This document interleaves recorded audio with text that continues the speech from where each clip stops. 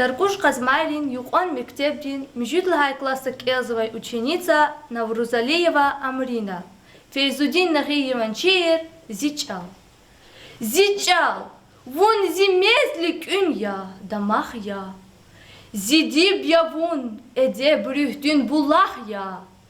Zitur yavun, zi kalhan, zi nefes ya. Zi galib val, zi kanival, heves ya. Esirik nirahaday merçal yazı. Vikatin yuh, im ehtejert al yazı. Vi her sagaf bu bayrilay tir yazaz. Vi bakat yok, iltaqahtay sir yazaz. Ya Rab zi halk, zi çal reqida. Çine sildin meter alvun reqida. Bişiqansiz el qadezi metzikay. Tarihçidi xud dayvalçilikay.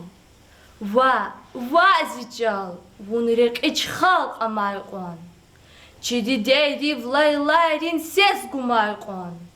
Katumtsaz vafa izazar gehverdin. Umudar goz bakadin dul beherdin.